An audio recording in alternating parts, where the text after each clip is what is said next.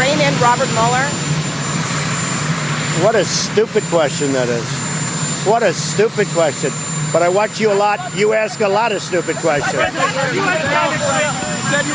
Donald Trump's administration has been an absolute disaster from the start, full stop. It is incredibly clear that every decision that they make is tragic. Every action that they take will backfire. And they're really just panicking at this point. And seems like a lot of the administration officials would be happy to just run away. And that's exactly what we saw from Carolyn Leavitt as Donald Trump continues to rage against and attack our closest allies abroad in the middle of a press conference about those allies and about Donald Trump's foreign policy.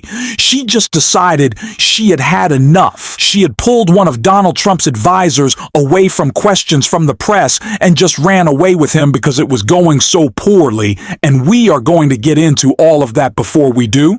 So if I could quickly ask you to leave a like on this video. And if you haven't already and you enjoy our channel, to hit that subscribe button. It goes a long way. And it really does mean a lot to me now. Before we get into Leavitt running away from the foreign policy questions, I want to hear some foreign policy thoughts, if we can even call them that, from Donald Trump. President Putin is bombing Ukraine. Yeah. Do you still believe him when he tells you that he wants peace?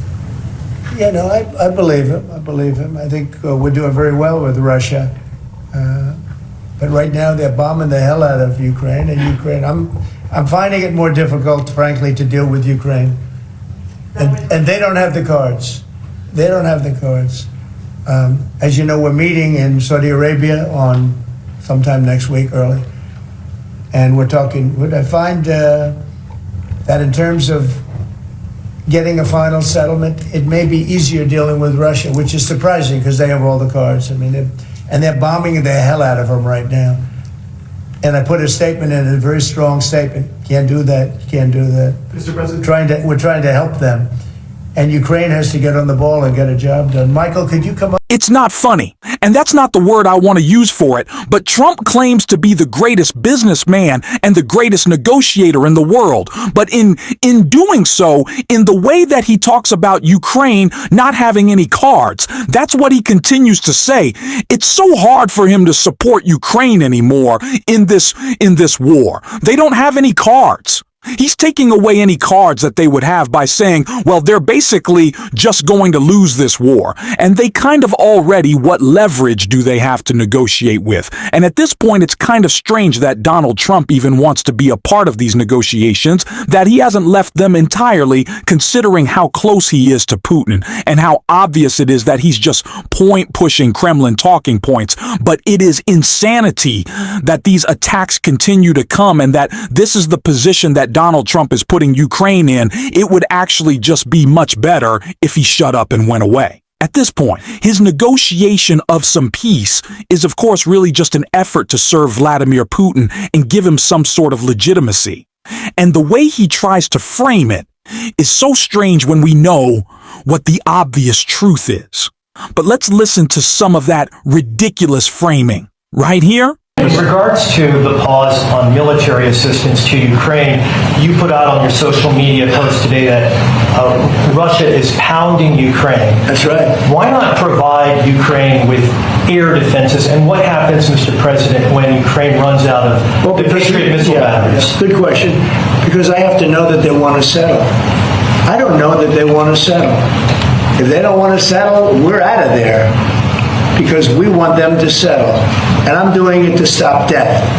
More important than anything else. Secondarily, way down the line is the money.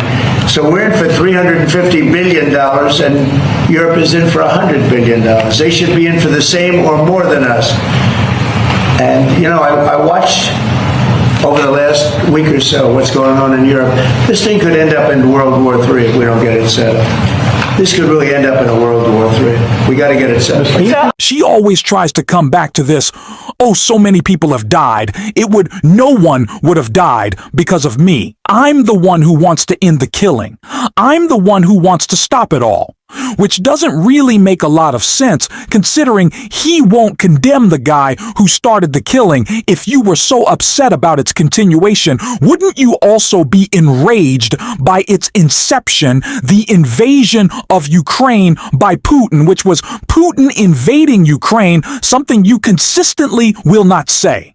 And this is just the broader reflection of all of Trump's actions related to foreign policy. It is just contradiction and hypocrisy and the breaking of promises, ending the forever wars that Donald Trump railed against on the campaign trail while still backing those causing them.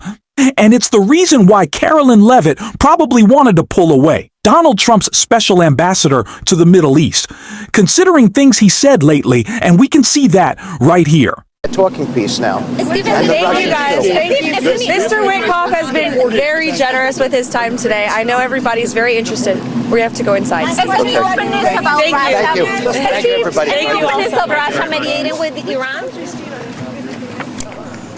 And his time, almost 20 minutes there, Steve. When you are running away from the press, things aren't going too well for you. And that is certainly the case of the Trump administration. And it's probably because all of Donald Trump's conversations around Gaza lately have been him saying he wants to erect gold statues of himself in the Holy Land, build hotels with Jared Kushner, and I don't know, an ethnic cleansing of the Palestinian people. So yeah, I understand why Leavitt is running away from questions about that, considering that all of Donald Trump's foreign policy, one, isn't just immoral, but runs counter to anything he espoused on the campaign trail. It is consistently promises made, promises immediately broken in the most blatant fashion from Donald Trump, and Bernie Sanders called that out in a great clip right here. And uphold international law. President Trump voted with authoritarian nations like Russia, North Korea, Iran, and Belarus to oppose the resolution. Many of the other opponents of that resolution are undemocratic nations propped up by Russian military aid. But it wasn't just the UN vote.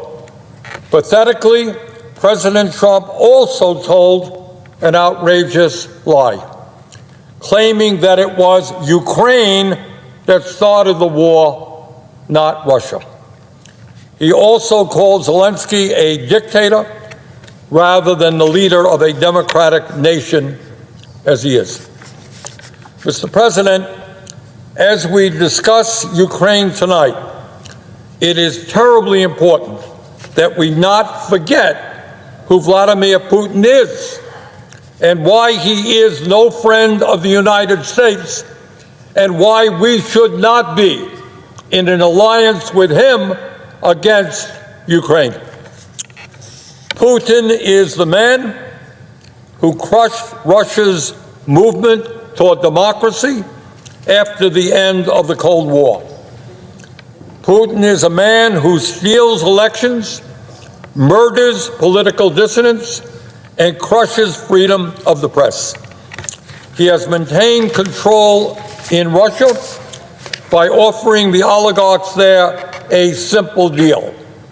If they grant him absolute power and share the spoils, and he, by the way, is one of the wealthiest people in the world, he would let them steal as much as they wanted from the Russian people.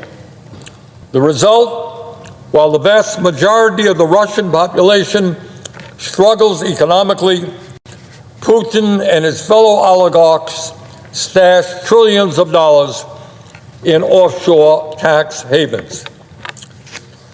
And so today, 26 years after he took power, Putin is the absolute ruler of Russia, and I think, as everyone knows, Russia's elections are blatantly fraudulent, a sham.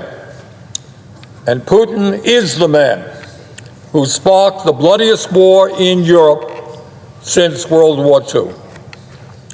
More than 3 years ago, on February 24th, 2022, Putin ordered a full-scale invasion of Ukraine in clear violation of the Charter of the United Nations and international law. Russian land, air, and naval forces have attacked and occupied territory across Ukraine. Since that terrible day, more than 1 million people have been killed or injured because of Putin's war. Putin's forces have massacred civilians and kidnapped thousands of Ukrainian children, bringing them back to Russian re-education camps. These atrocities led the International Criminal Court to issue an arrest warrant for Putin in 2023 as a war criminal. A war criminal.